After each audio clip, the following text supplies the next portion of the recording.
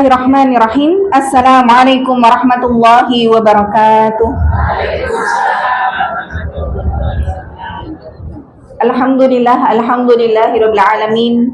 Nahmaduhu wa nasta'inuhu wa nastaghfiruh wa na'udzu billahi min syururi anfusina wa min sayyiati a'malina. May yahdihillahu fala mudilla lahu wa may yudlilhu fala hadiyalah. Asyhadu an la ilaha illallah wa asyhadu anna Muhammadan abduhu wa rasuluh la nabiyya wa la rasula ba'da. Alhamdulillah, tidak hentinya ucapan syukur kita haturkan kehadirat Allah Subhanahu wa taala yang hari ini masih memberikan kita usia di penghujung tahun, di saat orang-orang di luar sana Allah sudah lebih dulu ambil karena Allah melihat bahwa bekal mereka menuju Allah sudah cukup. Tapi kita yang sampai dengan hari ini masih Allah berikan usia, berarti Allah ngerti bahwa banyak sekali dosa-dosa kita yang mungkin belum kita taubati atau sudah kita taubati tapi belum Allah ampuni. Karena kadang kita ngerasa pede gitu kalau sudah bertaubat, ngerasa Allah sudah mengampuni, padahal belum tentu. Maka Allah memberikan kita usia sampai dengan hari ini untuk kita bisa mempersiapkan bekal sebaik-baiknya. Karena yang namanya kain kafan itu nggak ada kantongannya, Bu. Jadi kalau ibu mau ngantongi sesuatu yang bisa dibawa, ya nggak bisa. Bukan berarti ibu nanti kemudian bikin inovasi kain kafan yang ada kantongannya loh ya. Berarti kan bekal kita menuju Allah adalah sesuatu yang tidak bisa untuk kita bawa secara fisik, secara materi. Kita aja dalam kehidupan ketika akan bersafar, karena sebenarnya kita menuju Allah itu juga safar. Safar itu ada dua, ada safar yang pendek, ada safar yang panjang. Kalau safar yang pendek itu kita sekedar pergi keluar kota. Saya yakin ibu-ibu yang pada saat liburan itu healing kemana gitu ya. Ada yang di rumah aja, ada yang mungkin healingnya nggak pas liburan karena macet di mana-mana. Ketika ibu pergi sekedar daurah ajalah ke Tawangmangu, udah disediakan sama panitia bis dan juga makan, saya yakin ibu-ibu dosamu dewe-dewe. Walaupun udah disediakan makan sama panitia, tapi ibu ngalai cek nggowo. Yang digowo ki yo ora gor siji gitu ya. Jumlahnya itu ya bisa untuk satu bis dibagi rata. Ada yang mungkin gawa wedang jahe sak tremos, ada yang bawa tahu bakso sak kerdus. Artinya kita untuk melakukan perjalanan yang pendek saja, yang berangkat pagi sampai rumah lagi sore, itu mempersiapkan bekal nggak main-main. Ibu mikirnya ojo ngantek keluwen, jangan sampai di jalan kelaparan. Bahkan saking banyaknya yang dibawa sampai rumah masih ada. Kadang sampai bilangnya wes aku ra gelem nggawa bali meneh. Sopo sing gelem aku tak nggawa wadahe tok. Gitu ya. Nah, ini sebuah pembelajaran bagi kita. Kalau untuk safar yang pendek saja, kita tuh nyiapin bekalnya nggak main-main. Nek bisa turah-turah. Padahal nanti kita balik lagi. Nek kentekan sangu ning dalan, kan yo masih bisa minta yang lainnya. Masih bisa minta tolong. Sekarang kita ini hakikatnya sedang safar menuju perjalanan yang panjang ke Allah. Cuma safar kita menuju Allah, itu kalau ibu kehabisan bekal di jalan, nggak bisa balik. Kalau kemudian ibu di jalan, bekalnya kok sudah terlanjur habis, ibu mau minta tolong ke siapa? Maka pernah ada salah seorang laki-laki yang datang kepada salah seorang ulama besar, Fudail bin Iyad. Kemudian Fudail bin Iyad ini nanya kepada laki-laki tersebut, wahai bapak, berapa usiamu? Kemudian dijawab, umurku 60 tahun. Kemudian Fudail bin Iyad mengatakan, Sittina sanah 60 tahun, dan 60 tahun itu engkau sudah melakukan perjalanan panjang menuju Allah. Kalau kita itu jalannya udah 60 tahun, berarti sebentar lagi perjalanan itu akan sampai. Nah ibu mlakune wis swidak tahun kok. Apa ora ditengkas tekan kan gitu ya Bu ya? Kan sebentar lagi sampai perjalanannya. Maka sebenarnya ini sudah disabdakan oleh Rasul. Bagaimana kemudian kita tuh dikasih ancer-ancer usia. Inna a'mara ummati baina sittin wa sab'in. Umur umatku itu antara 60 sampai 70. Udah itu dikasih rata-rata Bu sama Allah. Berarti kalau ada orang yang memang sudah diambil sama Allah sebelum umur 60, ya sama Allah didiskon. Kan sekarang orang banyak berburu diskon ya. Tapi Ibu kalau umurnya didiskon mau nggak? Tapi kalau kemudian ada yang usianya di atas 70 tahun, ya berarti sama Allah udah dikasih bonus.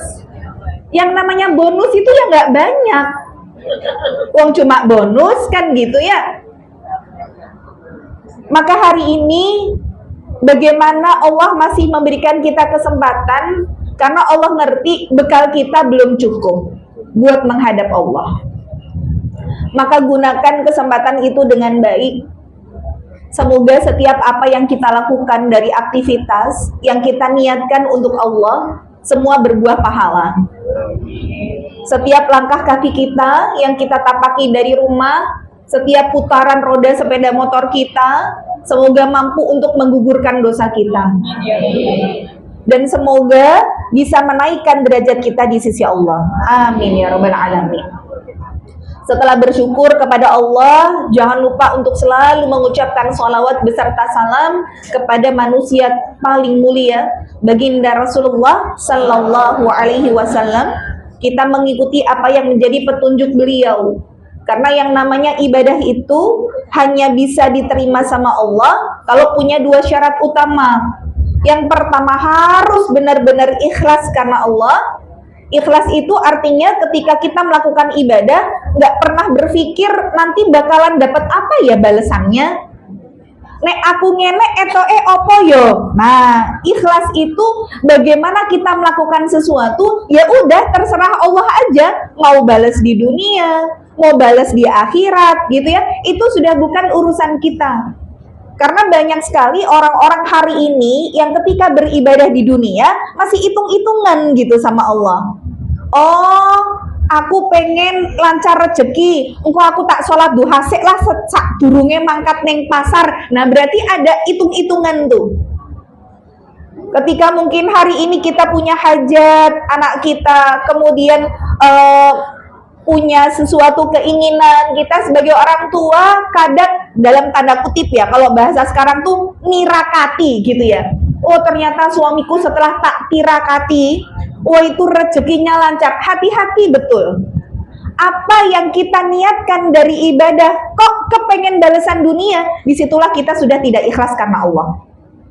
Kita khawatir apa yang kita niatkan karena cuma pengen dunia, ya Allah kasihnya dunia aja.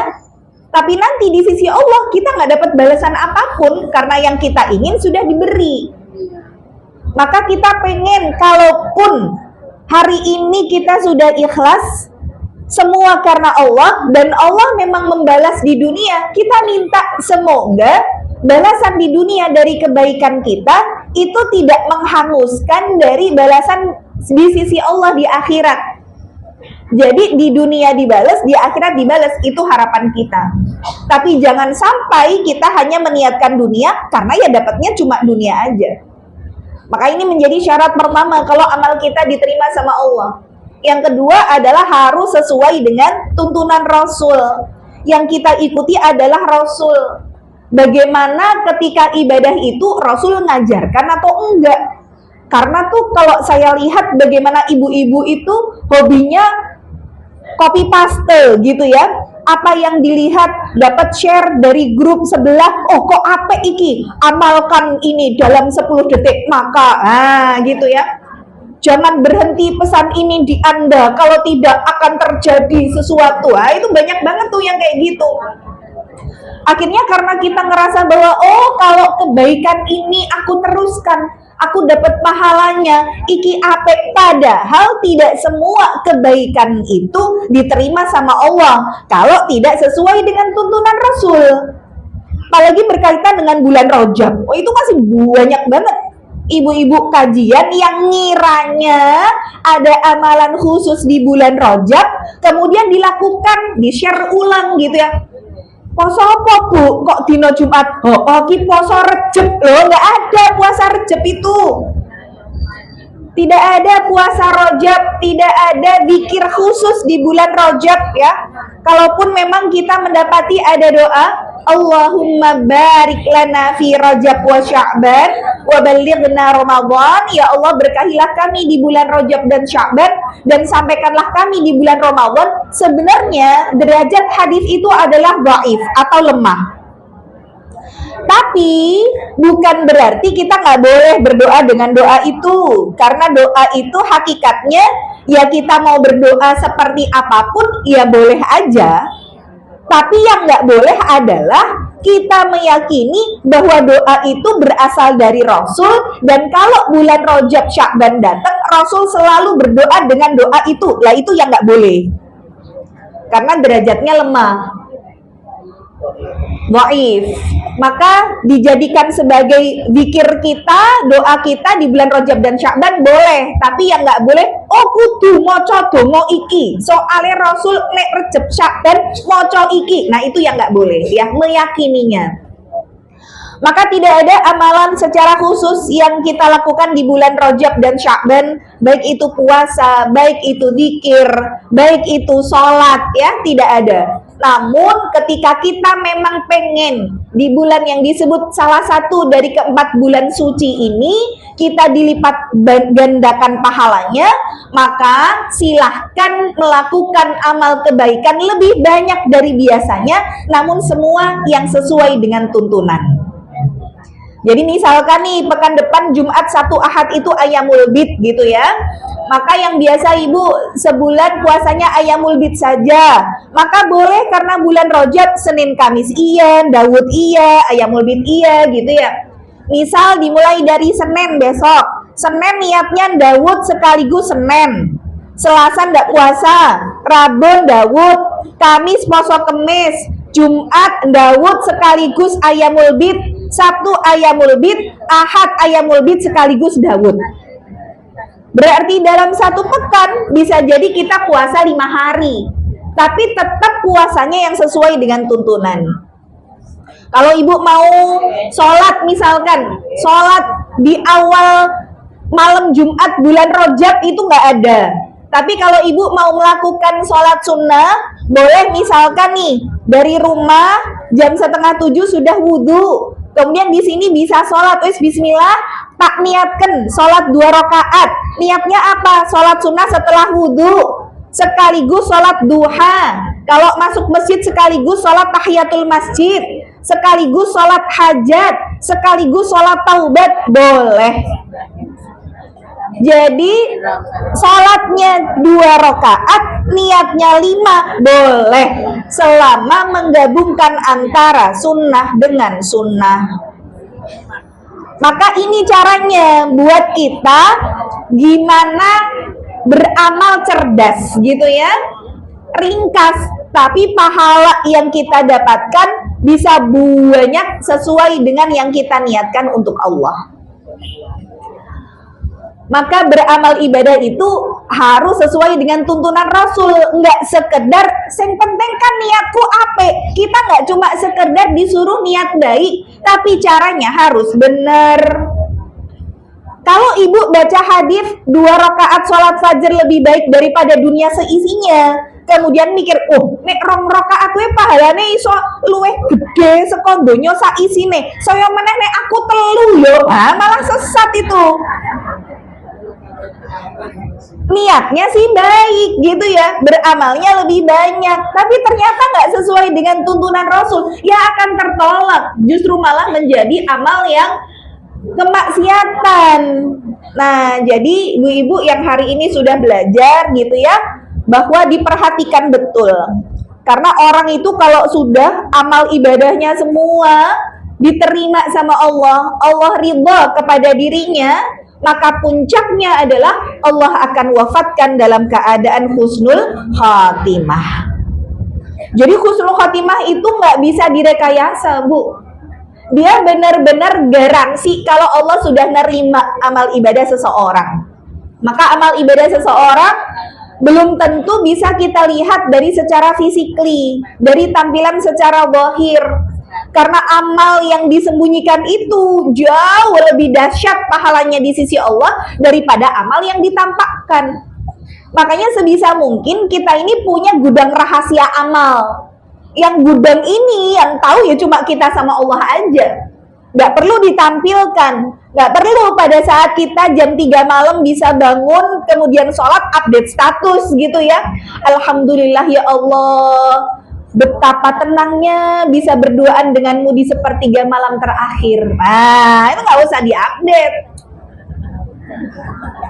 Jadi gimana kita diusahakan itu amalnya disembunyikan. Orang nggak usah melihat kita solihan, nggak apa-apa. Kita nggak viral di hadapan penduduk bumi, nggak masalah. Karena kita itu harus memikirkan gimana caranya biar viral di hadapan penduduk langit. Karena penduduk langit itu, Bu, kalau sudah kenal sama kita, biasanya untuk orang-orang yang memang punya amal ibadah secara khusus, secara intens, secara istiqomah gitu ya, maka saat nanti kita meninggal dunia, kemudian ruh kita dibawa naik ke hadapan Allah, melewati setiap penduduk langit pertama sampai penduduk langit ketujuh, maka penduduk langit itu akan bertanya, siapa ruh yang kau bawa? Kok wangi sekali ini? Maka kemudian malaikat rahmat yang membawa ruh kita itu akan mengatakan, ini adalah Fulanah binti Fulan. Dia adalah orang yang gemar sedekah, dia orang yang gemar zikir dan lain sebagainya. Maka penduduk langit mengatakan, oh ini si Fulanah itu. Jadi mereka sudah lebih dulu kenal nama kita daripada diri kita. Maka diucapkan oleh para penduduk langit, salamun alaikum, salamun alaikum. Keselamatan bagimu, keselamatan bagimu. Naiklah sampai nanti ke langit ketujuh bertemu dengan Allah. Maka di hari ini, karena tema yang diminta oleh panitia adalah tentang tazkiyatun nafas, dan mungkin tazkiyatun nafas sebenarnya sudah ada rutin di sini ya, maka saya sedikit saja mengambil berkaitan dengan ibu-ibu sudah usia segini, ini kayaknya usianya di atas saya kebanyakan ya. Ya. Atau sudah batasnya Rasul itu tadi ya, antara 60 sampai 70. Maka di akhir saat kemudian kita ini jadi kondisinya kalau orang akan meninggal dunia itu kan posisi malaikat maut di atas kepalanya. Kemudian sejauh mata memandang itu ada ribuan malaikat yang hadir. Nah, menariknya khusus bagi orang yang beriman itu ketika akan dicabut nyawanya oleh malaikat maut didampingi oleh malaikat Jibril. Itu istimewanya. Tapi kalau kemudian dia bukan orang beriman, malaikat Jibril tidak ikut hadir gitu ya. Maka kalau ada orang yang tanya hari ini, oh malaikat Jibril wes pensiun yo, lah tugasnya menyampaikan wahyu. Nah sekarang Rasulullah sudah nggak ada, berarti nggak ada wahyu yang diturunkan lewat malaikat Jibril. Enggak, malaikat Jibril salah satunya adalah mendampingi kematian orang yang beriman. Maka bagaimana kemudian malaikat Jibril itu mendampingi orang yang beriman? Saya cuma pengen sampaikan Ibu, kenapa kalau ulama itu mengatakan kepada kita, menyarankan kalau sudah usia di atas 40 tahun itu sudah harus banyak kembali kepada keluarga. Ya, kalau boleh saya sampaikan Ibu, kalau sudah di atas usia 40 tahun, ojo kakean dolan. Ya, karena biasanya ibu-ibu kalau sudah usia segini dolan, ayo sesuk ning ndi gitu ya, karo sopo gitu ya.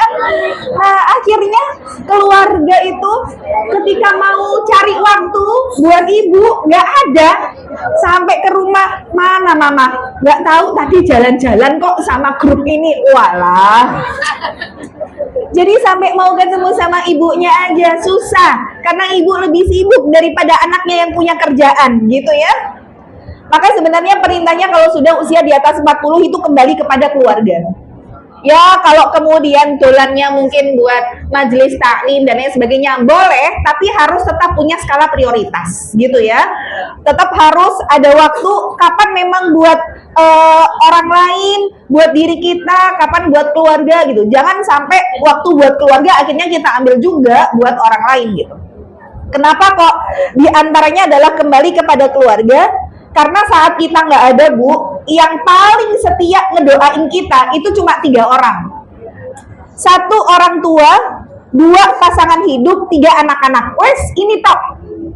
Ibu mau punya bestie, mau punya temen grup pengajian sedekat apapun sama mereka. Maaf ibu meninggal, mereka sudah mikirin dan ngomonginnya soal dunia. Sudah nggak lagi mikirin ibu di situ. Saya tuh ngambil pelajaran banget dari kematian Ustadz Arifin Badres saat itu. Ustadz Arifin Badres seorang ustadz dengan ribuan jamaahnya, dengan usia yang masih muda, Allah melihat bekalnya juga sudah cukup gitu ya. Maka saat beliau meninggal, saya juga ikut menyolatkan dan menunggu beliau dari dimandikan sampai disolatkan. Nah, ini yang saya jadikan pembelajaran. Ketika jasad beliau sudah dibawa ke masjid, akan disolatkan oleh jamaah yang di situ ibu-ibu gitu ya, karena memang yang perempuan disendirikan. Itu Bu, mayit itu di depan. Tapi samping saya itu sudah ngomong, ini kan nanti rampung jam 10 toh. Ya wes yo bariki awak dhewe nyoto yo. Tapi ketoke soto kono ki kebaki anu wae yo, gudeg sambal goreng wae yo. Nah, jadi sudah memikirkan habis ini kita mau makan apa. Padahal depan itu jasad ustadz. Saya di situ cuma mikir akhirnya, ya Allah, kalau seorang ustadz besar saja itu kematiannya gitu ya, ya mungkin bagi kita ya kehilangan, tapi nggak sebegitunya yang ketika jasad masih di depan kita masih mikirin beliau gitu loh Bu. Omongannya tuh sudah omongan dunia. Kita mikir nggak kalau kita yang meninggal kayak gimana coba? Paling kalau kemudian kita meninggal, disolatkan iya, didoakan iya, tapi pada saat hari H saja kita kematian. Berlalu 1 hari, 3 hari, maaf Bu, paling cuma ketika ada yang nge-share gambar ibu di grup aja, kemudian ada teman-teman, ya Allah, ibu ini udah nggak ada ya, Allahumma gfirlaha. Wes paling ngono tok Bu. Paling berapa Bu? Copy paste, iya. Jadi pada saat waktu-waktu mustajab, belum tentu temen yang hari ini kita gondeli kemana-mana, yang kalau dia ada, aku ada, gitu ya. Anggere enek ibu iki, mesti enek ibu iki. Itu belum tentu Bu. Saat ibu meninggal, di waktu-waktu mustajab, beliau yang kita gondeli itu masih setia buat nyebut nama kita di hadapan Allah. Maka cuma 3 orang ini saja yang hakikatnya setia buat ngedoain kita. Orang tua, ya nek orang tuanya masih ada. Wong seringkali orang tua meninggal lebih dulu. Yang kedua, pasangan hidup. Iya, kalau pasangan hidupnya juga biasanya laki sama perempuan, ya nggak semuanya sih. Tapi biasanya suami lebih nggak ada dulu. Berarti yang kita gondeli apa? Anak-anak. Ya kalau anak-anak itu deket sama orang tuanya. Wong sekarang dengan adanya HP itu mendekatkan yang jauh dan menjauhkan yang dekat kok. Berapa banyak kita di rumah sama-sama ada di ruang keluarga, guyu karo HP. Wong tuane guyu dhewe, iki guyu dhewe gitu ya. Kadang kita ngerasa ngopo kayak guyu dhewe. Intensitas dengan keluarganya hari ini kurang. Padahal mereka yang bakal kita gondeli sampai dengan hari kiamat tiba. Jadi perintahnya kalau sudah usia segini, yuk kembali ke keluarga. Perbanyak kedekatan dengan keluarga. Kalau memang tidak ada urusan yang mendesak, ya, nggak ada sesuatu yang penting, sudah lebih baik di rumah, mungkin sama anak cucu gitu ya. Maka kehadiran keluarga itu diantara yang juga bisa menenangkan batin saat seseorang dalam kondisi sakaratul maut. Jadi kenapa kok pada saat sakaratul maut itu diantara yang sunnah untuk mentalkin adalah keluarga, anak-anak, ya pasangan gitu ya, bukan orang lain, walaupun boleh, tapi kehadiran keluarga tuh benar-benar bikin perjalanan mereka tenang. Maka ternyata bukan cuma saat akan menjelang kematian, bahkan pada saat kita di alam barzah, itu diantara yang masih ditanyain itu keluarga, Bu. Karena kalau di alam barzah itu nanti kehidupan orang-orang yang beriman dan beramal soleh, kemudian mereka masuk di alam barzah yang taman di antara taman surga, karena memang dalam posisi itu kehidupan dunia dan keluarga sudah terputus kabar beritanya, maka orang-orang yang di alam barzah mereka baru bisa mendapatkan kabar tentang keluarga lewat siapa? Lewat orang yang baru saja meninggal, yang ketika di dunia saling mengenal, yang mereka sama-sama iman dan amal soleh. Jadi misal nih, bapak saya sudah nggak ada, Allah yarham, Ustadz Arifin Badre sudah nggak ada, terus Ustadz Arifin kenal sama bapak saya ketika dulu di dunia, maka ketika Ustadz Arifin masuk di antara taman surga, bapak saya bisa nyambut kedatangan dan bisa bertanya tentang saya dan keluarga. Itu di alam barzah begitu. Gimana kabar keluargaku? Gimana istriku? Gimana anakku? Itu bisa ditanyakan. Jadi kalau dalam hadis Rasulullah, setiap hari Senin dan Kamis, amal kita itu dinampakkan di hadapan Allah. Maka Rasulullah bersabda, aku ingin ketika amalku ditampakkan, aku dalam keadaan berpuasa. Maka ada sunnah puasa Senin Kamis. Tapi setiap hari Jumat, Allah menampakkan amal kita kepada keluarga kita yang sudah meninggal dunia. Dan mereka ini antara bersedih dengan kemaksiatan yang dilakukan keluarganya, dan mereka juga bergembira dengan kesolihan dan amal solih yang dilakukan oleh keluarganya. Maka sekali lagi keluarga punya posisi yang sangat penting, bukan cuma pada saat kehidupan kita di dunia, bahkan pada saat kematian itu keluarga itu yang diingat. Maka kalau kemudian dalam kondisi tadi ya, mentalkin kehadiran keluarga, maka bagi orang yang dia beriman, Malaikat Jibril turun. Apa yang dilakukan Malaikat Jibril? Malaikat Jibril juga akan memberikan kabar gembira tentang keluarga yang akan ditinggalkan. Keluarga lagi. Jadi saat itu Malaikat Jibril mengatakan, sudah, tidak perlu kau risaukan keluargamu, istrimu, anak-anakmu dijaga sama Allah, kalian akan dipertemukan kembali di surganya. Itu keluarga lagi. Barulah pada saat itu Malaikat Jibril membacakan ayat Quran, ya ayyatuhan nafsul mutmainnah irji'i ila rabbiki radiyatan mardiyah fadkhuli fi ibadi wadkhuli jannati. Wahai pemilik jiwa yang tenang, kembalilah ke hadapan Rabbmu dalam keadaan engkau sudah ridha sama Allah dan Allah juga ridha sama kamu.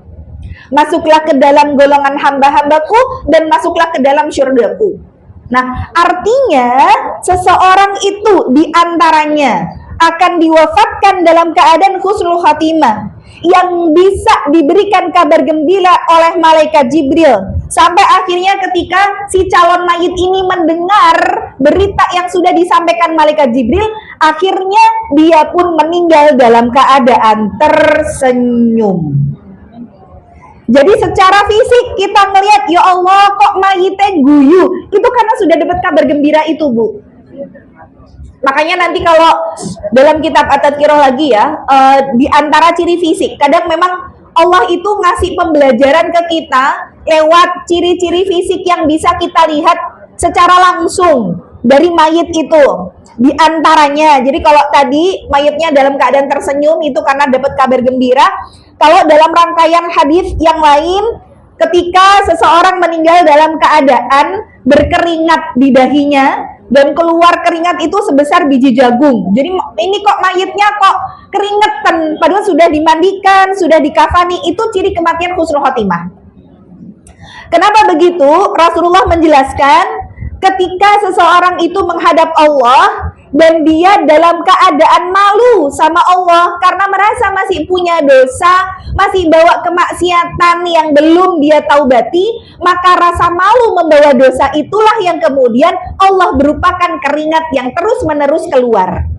Jadi justru itu tanda kebaikan karena ada rasa malu. Maka bisa jadi Allah kasih lihat pertandanya tuh lewat itu. Kemudian kalau tidak lewat keringat, maka di dalam hadis yang sama bisa jadi Allah berikan tanda berupa air mata yang menggenang. Jadi baik dari salah satu ke sudut mata atau dua sudut mata itu keluar air matanya. Yang ketiga bisa jadi lewat hidung, hidungnya membesar, irungnya megar, mekrok, kok irungnya jadi gede. Nah itu diantara ciri kematian husnul khotimah. Maka Rasulullah sabdakan kafa bil mauti wa'idha, cukuplah kematian itu sebagai sebuah nasihat. Kalau dengan kematian kok nggak bisa membuat diri kita jadi inget mati, kita itu mau dikasih nasihat kayak apa lagi? Kalau mayit itu sudah di depan kita, kok awak dewe ora kelingan akhirat, jek mikir ke donya, ya Allah, sekeras apa hati kita? Maka di antara yang bisa menjadikan seseorang diwafatkan dalam keadaan husnul khotimah yang tadi diberikan kabar gembira oleh malaikat Jibril adalah radiyatan mardiyah. Allah ridho, kamu juga ridho. Maka nggak mungkin kita bisa dapat derajat Allah ridho sama kita kalau kita nggak ridho sama apapun yang sudah Allah tetapkan untuk kita. Maka hari ini saya ingin bahas tentang ridho. Kenapa begitu? Karena kalau sudah usia segini Bu, perintah ulama diantaranya adalah memperbanyak syukur, belajar ridho. Ya, maka seseorang itu nggak akan bisa diwafatkan dalam keadaan ridho sama Allah kalau tidak pada saat kita lapang, pada saat usia kita masih muda, kita bisa ridho sama takdirnya Allah. Maka ridho itu apa sih? Ridho itu beda sama sabar. Kalau sabar, ya dia nerima ujian itu, tapi ada harapan untuk ujian itu segera berlalu dari dirinya. Sabar tuh kayak gitu. Pengennya kayak endang rampung, kayak endang uwes, itu sabar. Tapi kalau ridho itu nerima dengan lapang dada semua ketentuan Allah tanpa benci, tanpa protes, nggak nyalahkan, nggak mempertanyakan, itu namanya ridho. Jadi ketika ibu dikasih ujian, ibu nggak perlu tanya, ya Allah, ngopo kok aku sing dikai ujian koyo ngene. Salahku itu di mana? Aku udah puasa, udah sholat, udah ngaji, tapi kok ujianku abot banget. Yang lain yang nggak pernah ngaji, kok malah uripe kepenak. Hati-hati betul. Jangan sampai kita mempertanyakan kenapa dan kenapa. Jadi yang Allah tetapkan menjadi husnul khotimah itu yang ridho. Ya, maka di mana kemudian Allah sampaikan dalam surat Al-Maidah 119, wa radu'an dzalika huwal fawzul 'adzim, dan mereka pun ridha kepada Allah, itulah kemenangan yang besar. Maka di dalam hadis pula disebutkan bagaimana seorang suami yang kehilangan istrinya dan istri yang meninggal itu kemudian suaminya ridho kepada dirinya, tidak ada balasan kecuali surga. Kalimatnya bukan apabila suaminya cinta kepada dirinya, bukan cinta Bu, ridho. Karena ridho itu sudah di atas cinta. Nek cinta itu dia masih apa ya, ada sesuatu yang nggak disukai. Yo jane aku yo cinta sih karo bojoku, nek yo senengane ngono kae lah, bojoku ki ngene. Itu sekedar cinta. Tapi kalau ridho itu wes apapun, mau istriku begini, mau nggak masak, mau kadang cerewet, mau apa, yo wes rapopo, aku wes ridho. Nah, jadi dia sudah nggak protes, saking benar-benar menerima. Maka kita pun kepada Allah begitu, tidak lagi mempertanyakan kenapa dan kenapa. Ya Allah, kalau ini memang menjadi keputusanmu, aku ridho ya Allah. Bahkan dulu ya, salah seorang sahabat itu, Sa'ad bin Abi Waqqas, itu ketika beliau menjadi orang yang sangat diijabah doanya, kemudian beliau itu di akhir hayatnya buta, sampai kemudian ponakannya tuh bilang, wahai paman, engkau itu orang yang doanya itu selalu mustajab. Ya ketika buta matanya, sakit, mintalah sama Allah supaya Allah itu mengembalikan penglihatanmu. Apa jawaban beliau? Enggak, aku enggak akan berdoa supaya Allah mengembalikan penglihatanku. Kenapa? Karena aku buta itu bagian dari takdirnya Allah. Kalau aku minta sembuh, itu berarti aku minta apa yang jadi takdirku. Dan aku lebih senang kalau Allah mentakdirkan sesuatu untukku daripada aku meminta apa yang menjadi takdirku. Saking ridhonya, wes sae Allah lah. Mau menetapkan aku sakit, mau sehat, mau aku lapang, mau aku sempit. Kalau itu keinginannya Allah, itu yang lebih aku pilih daripada aku ngikuti keinginanku. Itu. Maka Ibnu Qayyim Al-Jauzi mengatakan, ar-ridha yaftahu babas sukun wa tuma'ninatal qalb. Ridha itu buka pintu ketenangan dan ketentraman hati. Mungkin kenapa kita hari ini banyak galau, banyak stres, banyak gak tenang, mungkin karena kita kurang ridho sama apa yang Allah titipkan buat kita. Kita ini masih kurang syukurnya. Karena pandangan dunia sekarang yang kita lihat dari media sosial, itu kan semua standarnya adalah standar dunia. Contoh aja lah kita lihat hari ini, orang kalau disebut cantik itu standarnya yang kayak gimana, Bu? Yang putih, yang tinggi, yang langsing, yang glowing, yang mancung, kan gitu. Saat kita kemudian lihat di kaca, kok tidak sesuai dengan standar dunia, akhirnya kita jadi nggak banyak bersyukur, Bu. Ya Allah, aku kiwes lemu, pesek, ireng, cendek. Nah kan akhirnya begitu. Tapi kalau kita memperbanyak syukur, akhirnya keinginan dunia kita tuh jadi lebih sederhana. Jadi ibu nek kepengen iki delok koncane, ya Allah, iki wes sampai di tempat yang viral, aku kapan drono, misalkan gitu ya. Akhirnya ngajak, ayo toh, ini loh konconya ibu nge-share ini loh, barusan ada tempat makan baru. Ayo habis itu kesini. Kalau keinginan kita dunia begitu besar, itu berarti syukur kita kurang sama Allah. Itu jadi tolak ukur, Bu. Orang itu kalau banyak syukurnya, keinginan dunianya jadi lebih sederhana. Saat misalkan ngaca gitu ya, nek banyak bersyukur, maka dia tidak menjadikan standar itu. Dia akhirnya ngeliat, oh ya Allah, serapopo, aku lemu, sing penting sehat.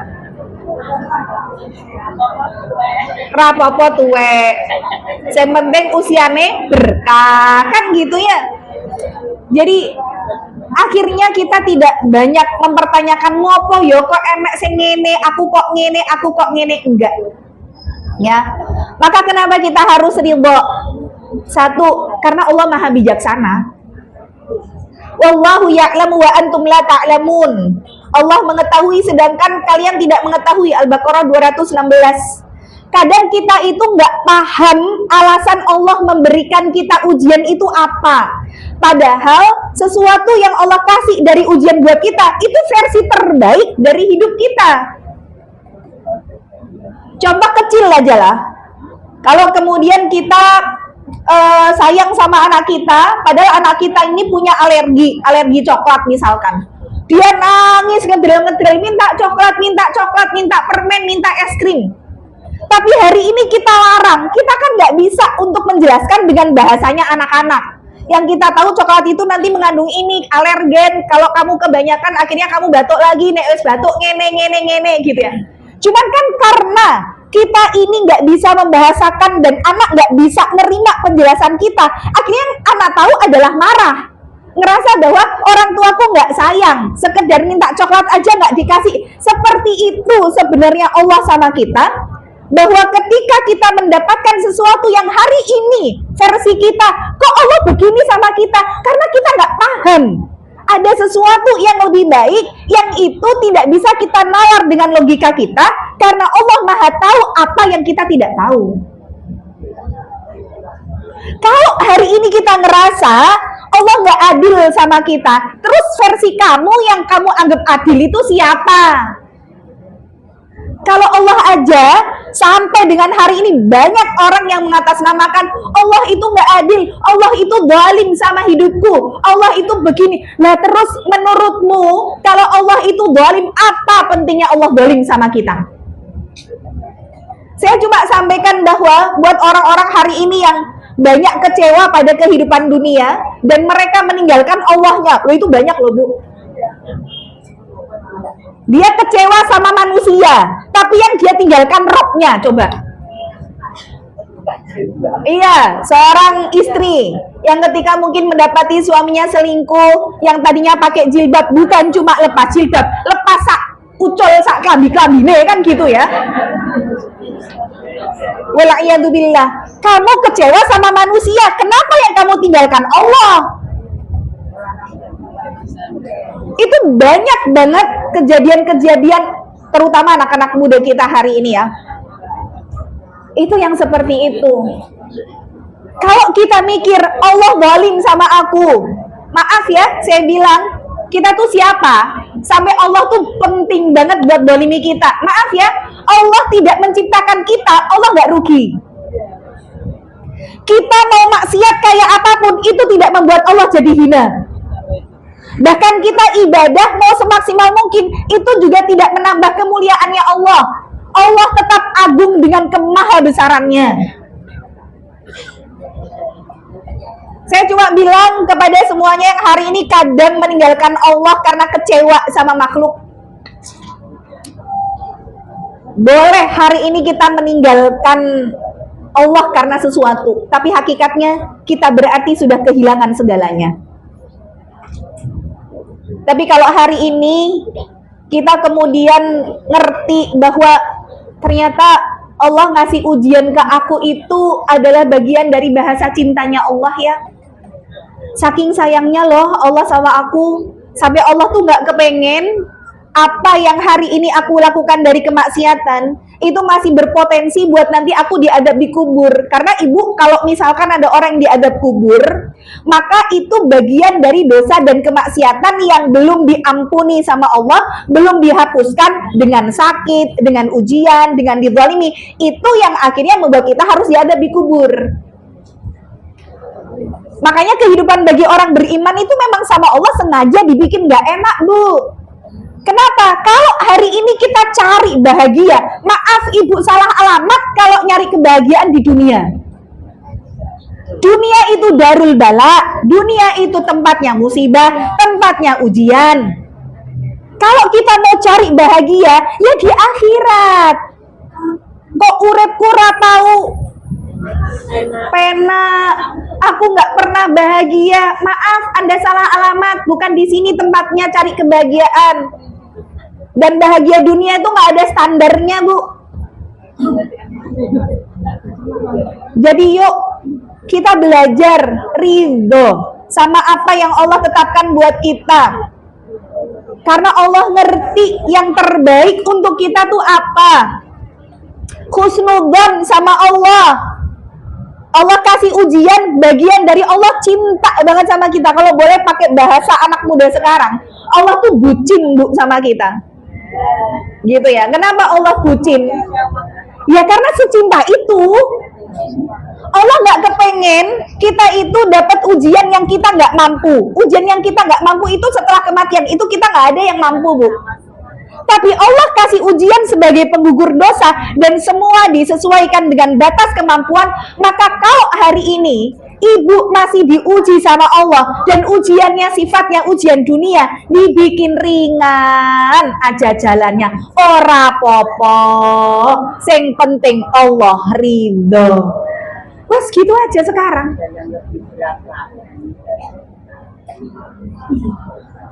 Maka sebuah perkataan ulama, ridhon nasi ghayatun la tudrak, ridhonya manusia itu sebuah tujuan yang gak akan pernah bisa tercapai. Ibu hari ini hidup, niatnya gue nyeneng ke uang. Orang itu gak bisa ada standar puas mau kita senengin, Bu. Kita arep nyeneng ke sopo, nyeneng ke bojo. Suami itu manusia. Manusia itu potensinya mengecewakan. Bahkan kita ke orang tua aja, yang orang tua kita ngelahirin, taruhannya nyawa. Kita aja sama orang tua kadang masih ada sisi negatif yang kita lihat kok dari orang tua. Walaupun sayang iya, tapi kadang kita sebagai anak, yo wong tua kiki yo jane apik, neng yo semono kae lah. Nek njaluk apa-apa sakdet saknyet, nek ra dituruti nesu, saiki yo kaya cah cilik. Lho itu kita ke orang tua loh, Bu. Iya enggak?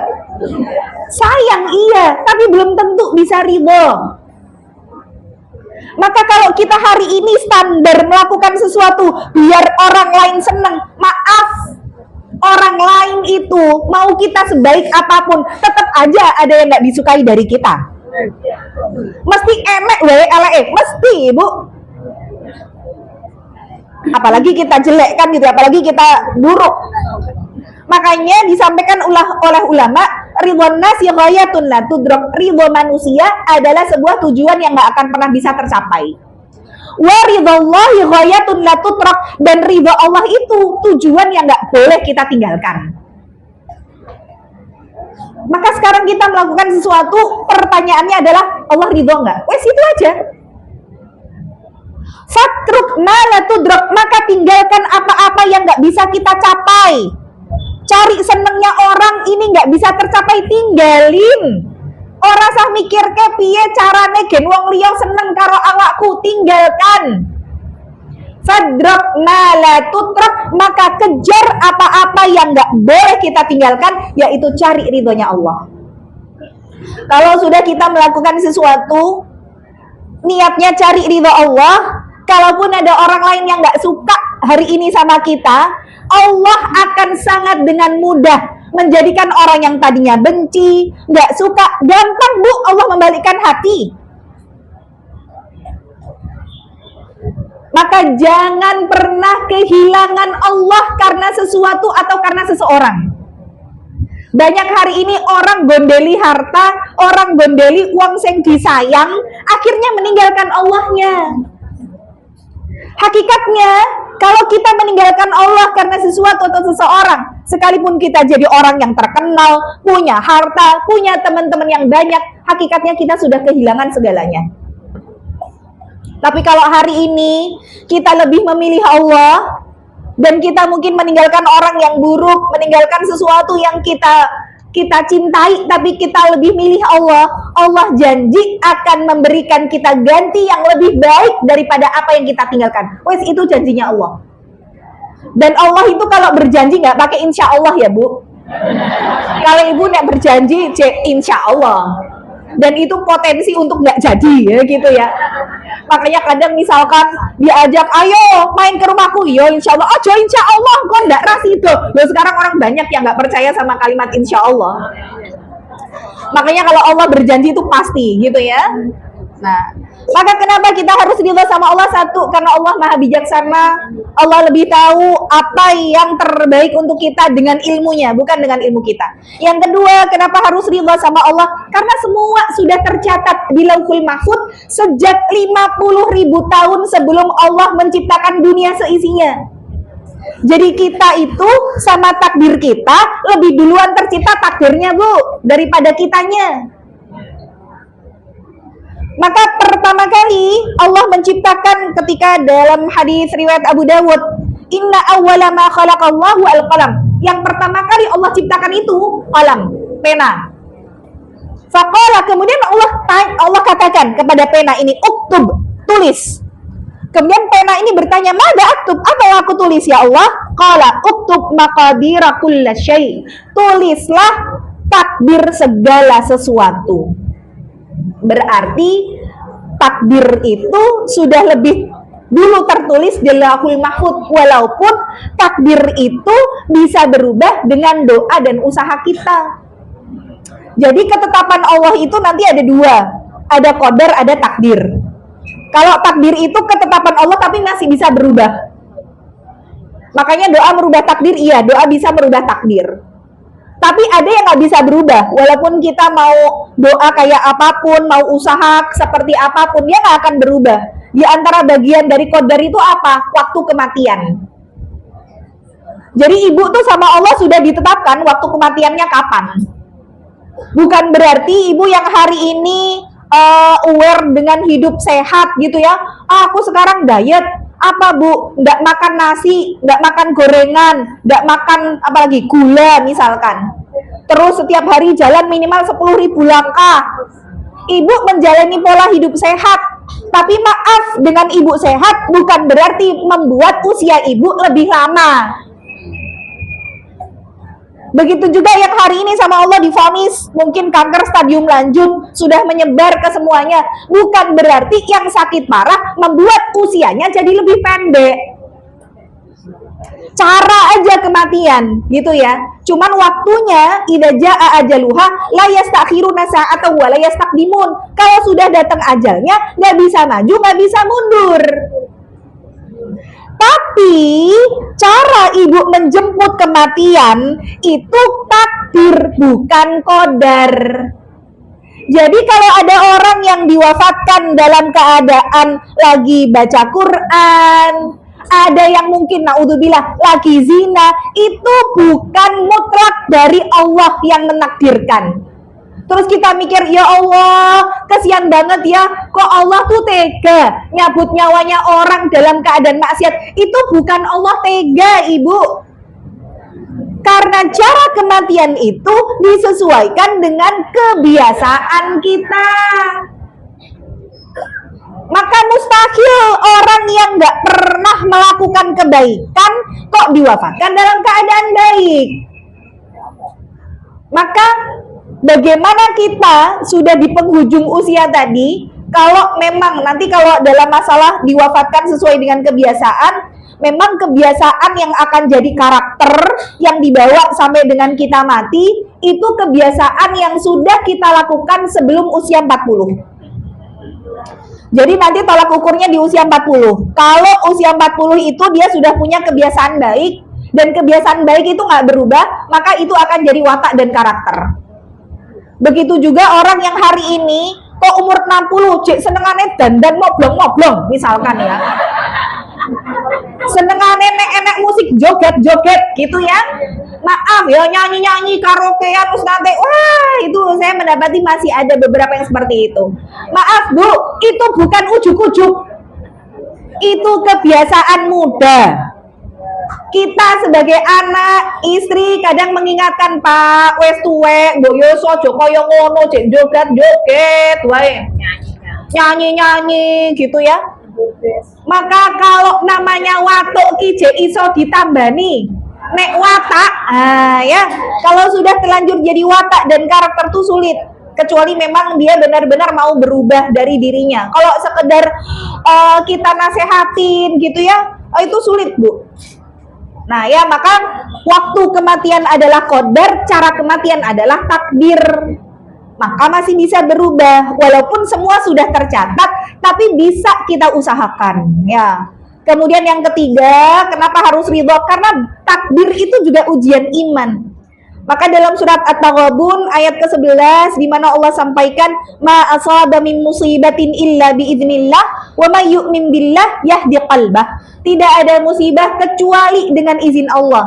Dan siapa yang beriman kepada Allah, Allah beri hidayah pada hatinya. Yahdi qalbah, perkataan tafsir dari Ibnu Abbas adalah hati itu ridho dan bersabar. Jadi orang itu kalau kemudian diberikan petunjuk sama Allah, diberikan hidayah pada hatinya, Allah akan berikan kesabaran dan rasa ridho terhadap apapun yang Allah tetapkan untuk dia. Maka kita lebih minta sama Allah itu diberikan rizki, bukan diberikan dunia. Karena ketika Allah kasih kita ujian, kita bisa ridho, itu rizki, Ibu. Ada orang yang kemudian diuji sama Allah padahal ujiannya mungkin versi kita ringan, putus cinta. Akhirnya kalau tidak ada dirimu, lebih baik aku mati saja. Gitu ya. Ada anak-anak muda yang akhirnya pilih bunuh diri ketika diputusin pacarnya. Kalau kita yang hari ini sudah menikah, walah lele. Orang ngerti wae nek nikah ki piye rasane kan gitu ya. Nah, lebih ruwet gitu ya daripada sekedar orang pacaran gitu. Makanya sebenarnya yang menjadi masalah itu bukan ujian besar atau ujian kecil, Bu, tapi penerimaan hati. Orang itu ketika insya Allah ya sudah ngaji kesana kemari, yang Allah jadikan beda itu di hatinya, Bu. Akan beda kok, Bu. Ibu dulu mungkin belum ngaji, ada masalah dikit, rasane koyok budrek, stres, mikir iki kok piye. Kalau sekarang alhamdulillah ya wis rapopo. Dijalani ikhlas, sabar, ridho, karo golek solusi. Engko lak yo ono jalan keluarnya. Kan begitu. Wes tenang aja. Ridho itu bikin tenang, Bu. Ndak suudon, kenapa kok begini, wes rapopo, ya Allah, Gusti Allah ki bucin banget karo aku ki ketoke. Masalah yang kemarin belum rampung, saiki wes dikei meneh, ya Allah cinta deh. Nah, bisa nggak kita itu melihat Allah dengan kacamata cinta gitu loh? Karena ujian bukti cinta. Saya pernah sampaikan bahwa untuk belajar tentang bahasa cintanya manusia aja kita butuh sekian tahun loh. Kita belajar bahasa cintanya suami ke kita aja, kita pikir orang tahu ngomong I love you, ki apa ora cinta toh. Sampai setiap hari nanya, bapak sayang nggak sama ibu? Bapak sayang nggak sama ibu? Nanti bojone bosen ditakoi terus gitu ya. Karena ternyata bahasa cintanya setiap manusia tuh beda-beda. Ada yang memang suka ngomong, mungkin yang bahasa cintanya adalah word of affirmation gitu ya, sukanya muji, ya Allah bojoku ki ayune ran jamak-jamak. Nah, misalkan ya, wah itu memang bahasa cintanya kata-kata. Tapi kalau ibu bahasa cintanya suami bukan kata-kata, bisa jadi act of service. Act of service itu pelayanan. Ketika ibu misalkan mau berangkat ngaji naik motor, wes dicepake motore, wes dicantolke tase gitu ya. Nek ibu goncengan, pijakan motornya dibukain, loh itu bagian dari bahasa cinta. Bensinnya dikebai ya.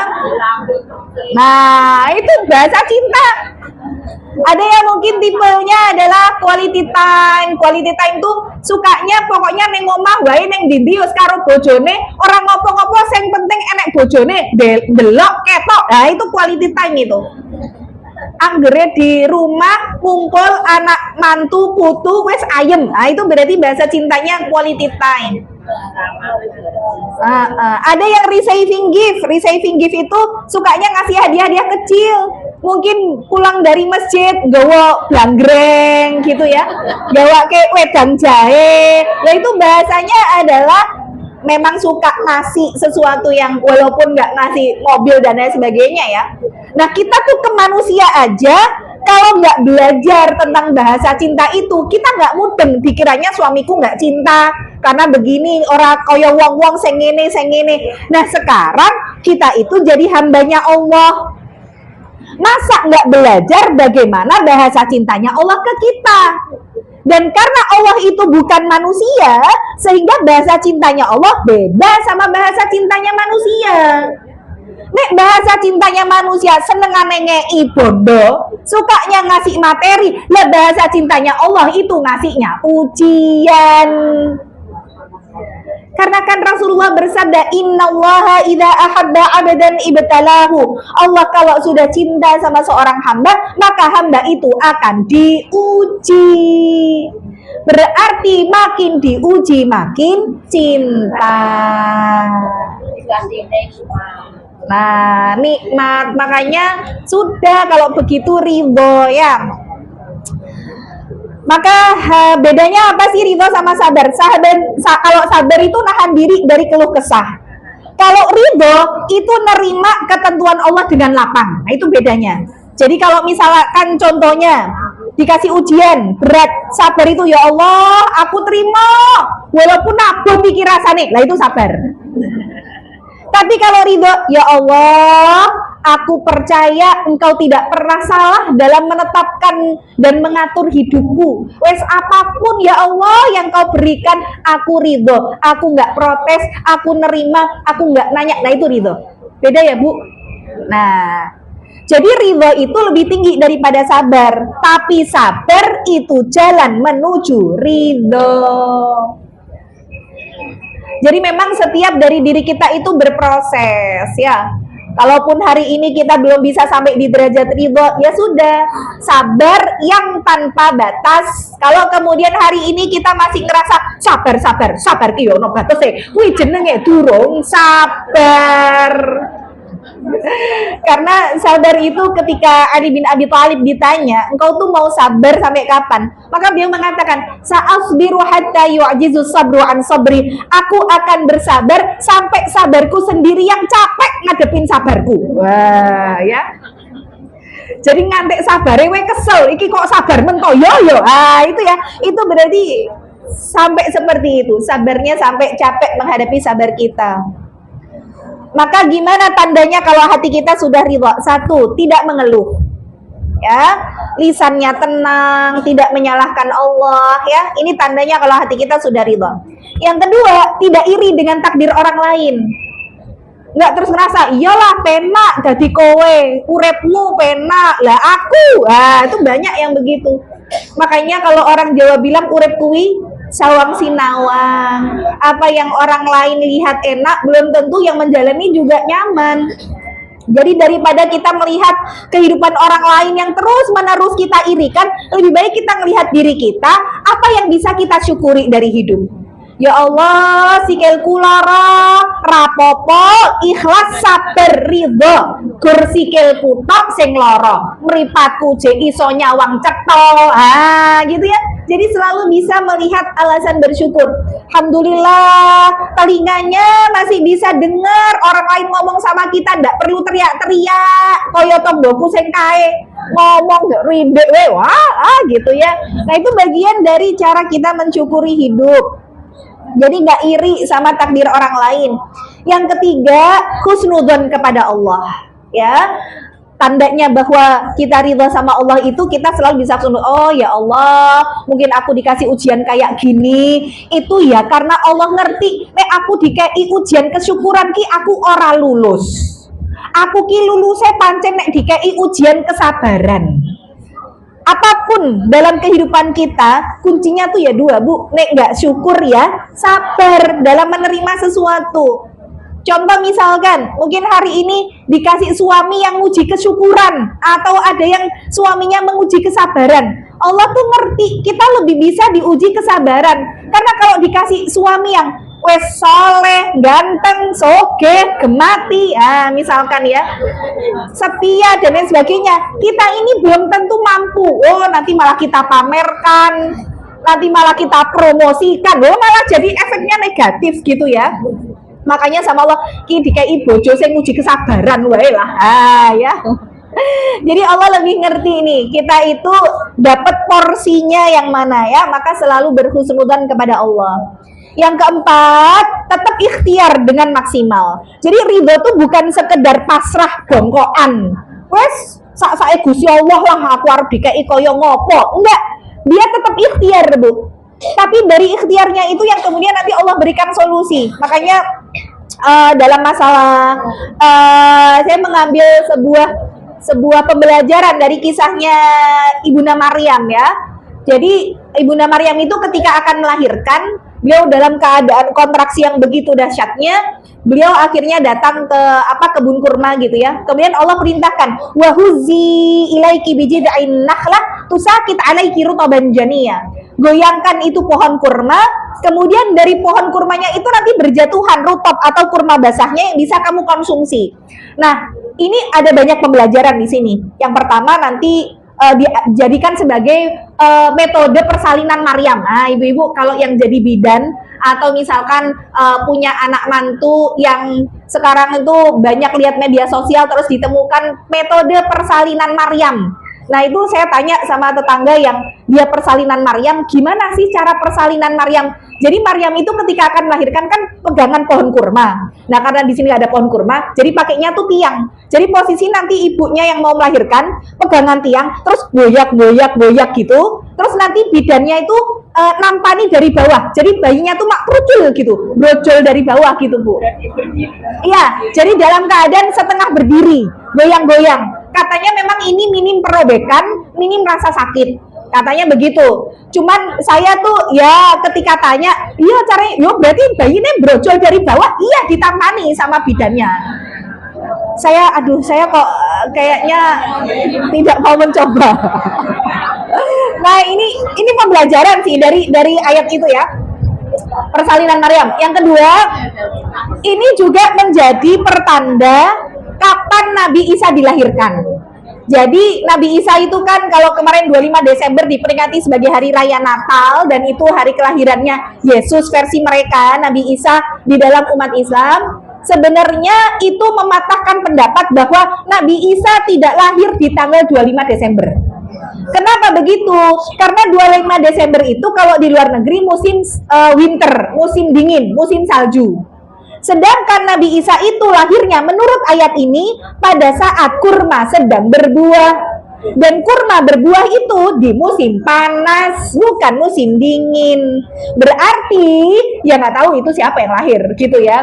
Jadi kalau kita mengucapkan selamat Natal ya kita mengakui Nabi Isa lahir di hari itu dan itu bukan gitu ya. Maka musim panas itu sekitaran Juni, Juli, Agustus sekitarnya. Berarti mustahil Desember. Ini pembelajaran kedua. Pembelajaran ketiga ini yang mau saya bahas, bahwa ketika Ibunda Maryam sudah dalam keadaan kontraksi melahirkan yang sakit begitu dahsyatnya, Allah masih bilang sama beliau, ayo goyangin itu pohon kurma, biar nanti buahnya jatuh, bisa kamu makan. Kalau kita lihat Bu, pohon kurma itu sama kayak pohon kelapa, yang kira-kira Ibu ngelihat, ada nggak orang yang mau jatuhin kelapa dengan gogrok ke pohonnya? Nggak ada, ya. Orang mau jatuhin kelapa nggak ada. Mau semua orang goyangin pohon kelapa, grok, nggak ada kelapa yang bisa jatuh, Bu. Dia harus manjat, harus naik kan begitu. Sekarang kita bayangin, pohon kurma itu kokohnya kayak pohon kelapa. Jangankan 10 orang laki-laki kuat gogrok ke pohon kurma. Ini satu orang lemah akan melahirkan, suruh goyangin lagi. Logikanya nggak mungkin Bu kurma itu jatuh. Tapi disinilah kita belajar kalau Allah itu pengen kita tetap ikhtiar dengan maksimal. Yang Allah lihat itu usahamu. Walaupun sebenarnya nek kurmane gogrok ki, itu bukan hasil kamu menggoyangkan. Wong goyanganmu kayak apapun ya ora iso gogrok. Tapi Allah harus punya alasan kalau mau ngasih kita solusi, jalan keluar, usahamu apa? Baru dari usaha itu Allah akhirnya kasih jalan keluar. Sebenarnya jalan keluar itu bukan hasil usaha kita, Allah yang izinkan kita dapat solusi. Makanya ridho itu bukan pasrah, tapi tetap ikhtiar. Jangan terus ya wis lah ben wae lah nek memang takdirku ngene ya wis tak tampa lah piye meneh lah ngene. Enggak gitu konsepnya. Ya, jadi tetap ikhtiar dengan maksimal ya. Yang kelima, tanda bahwa hati kita ridho adalah hati cepat kembali tenang. Boleh kita nangis, kadang kita sedih boleh, tapi tidak terlalu lama, apalagi sampai merusak iman gitu ya. Makanya pada saat putra dari Rasulullah Ibrahim itu meninggal dunia, kok mic-nya kayak gak nyala. Jadi pada saat Ibrahim meninggal dunia, kemudian Rasulullah tuh nangis. Nah, ketika Rasulullah nangis, para sahabat tuh bertanya, "Ya Rasulullah, engkau menangisi kepergian putramu?" Maka kemudian Rasulullah mengatakan, "Mata boleh menangis, tapi hati dan lisan jangan sampai mengucapkan kalimat yang membuat Allah jadi murka." Nah, jadi poinnya tuh sedih boleh, tapi tidak berlebihan, tidak sampai kemudian membuat hati kita jadi rusak keimanan kepada Allah, ya. Kemudian bagaimana keutamaan ridho terhadap takdir? Satu, ini saya secara cepat karena waktunya sudah habis ya. Keutamaan ridho terhadap takdir, satu, Allah akan ridho kepada hamba tersebut. Kalau kita ridho sama Allah, Allah ridho sama kita. Radhiyallahu anhum wa radu'an, Allah ridho dan mereka ridho. Yang kedua, hati jadi tenang. Dan yang ketiga, akan melihat hikmah besar di akhir. Jadi kadang kita baru dapat pembelajaran itu pada saat setelah selesai dari ujian tersebut. Kita ngerti, oh ternyata musibah ini menggugurkan dosa, oh ternyata ujian itu menaikkan derajat. Karena nanti di akhirat itu Bu, ada orang yang disebut ashabul afiyah, ada ashabul bala. Ada orang yang dikasih di dunia itu dikasih ujian, yang satu tuh dikasih nikmat terus. Ternyata di sisi Allah, yang ashabul bala itu, dia menempati derajat yang sangat tinggi. Sampai kemudian ashabul afiyah bilang gini, ya Allah, itu orang kok bisa sampai derajat yang tinggi kayak gitu tuh amalnya apa? Allah katakan, derajat mereka yang tinggi itu nggak bisa dicapai dengan pahala puasa, sholat, sedekah mereka. Melainkan mereka lah orang-orang yang ketika di dunia aku uji, dan mereka ridho terhadap ujian yang aku berikan. Sampai ashabul afiyah ini bilang, ya Allah, kalau kami tahu derajat dikasih ujian dan mereka bisa sabar, bisa ridho itu sampai setinggi itu, mohon ya Allah, hidupkan kami sekali lagi, cacah-cacah bagian dari tubuh kami sampai menjadi bagian yang terkecil, sampai kita bisa ridho terhadap apa yang kau tetapkan. Maka Allah katakan, apa yang sudah menjadi ketetapanku tidak bisa berubah. Nah, jadi kalau kita ngerti ya keutamaan ridho terhadap takdir, akan mampu melihat hikmah besar namun di akhir ya. Dan juga sebenarnya ketika satu pintu kebaikan sama Allah ditutup, Allah buka pintu kebaikan yang lain yang jumlahnya itu jauh lebih besar Bu daripada pintu kebaikan yang ditutup itu. Cuma karena kita ngerasa ujian kita berat, yang kebuka itu tidak jadi nggak kelihatan karena saking kita merasa besarnya ujian itu. Maka coba lihat dalam kehidupan kita, mungkin Allah tutup dari pintu kebaikan suami, tapi Allah hadirkan anak-anak sebagai pengganti. Allah tutup dari pintu mertua, Allah hadirkan dari teman-teman yang bukan keluarga, bukan saudara, tapi mereka bisa lebih dekat, lebih akrab sama kita, melebihi saudara kita kandung. Itu bagian dari pintu kebaikan yang Allah buka jauh lebih banyak Bu daripada pintu kebaikan yang ditutup ya. Maka bagaimana cara untuk supaya kita bisa ridho terhadap takdir? Satu, yakin bahwa Allah selalu memilih yang terbaik. Kemudian yang kedua, mengingat nikmat Allah lebih banyak. Yang ketiga, membandingkan diri dengan yang lebih susah. Melihat ada orang yang kehidupannya lebih berat daripada kita. Kemudian yang keempat, banyak ingat akhirat. Dan yang terakhir, banyak doa supaya dikasih keridhaan hati. Ya. Saya ulang, gimana caranya bisa ridho terhadap takdir? Satu, yakin bahwa Allah selalu memberikan yang terbaik buat kita. Yang kedua, mengingat bahwa nikmat Allah jauh lebih banyak daripada ujiannya. Tiga, membandingkan diri dengan yang lebih susah kehidupannya. Keempat, banyak mengingat akhirat. Dan yang kelima, memperbanyak doa agar diberi hati yang ridho. Baik, semoga yang disampaikan ini bisa menambah kebaikan, saling mendoakan dalam ketaatan ya. Semoga Allah bukan cuma mengumpulkan kita di dunia, insya Allah nanti reuniannya di surga ya. Amin ya robbal alamin. Barakallahu fikum. Apa yang disampaikan semoga bermanfaat. Kurang lebihnya saya mohon maaf. Wabillahi taufiq wal hidayah. Wassalamualaikum warahmatullahi wabarakatuh.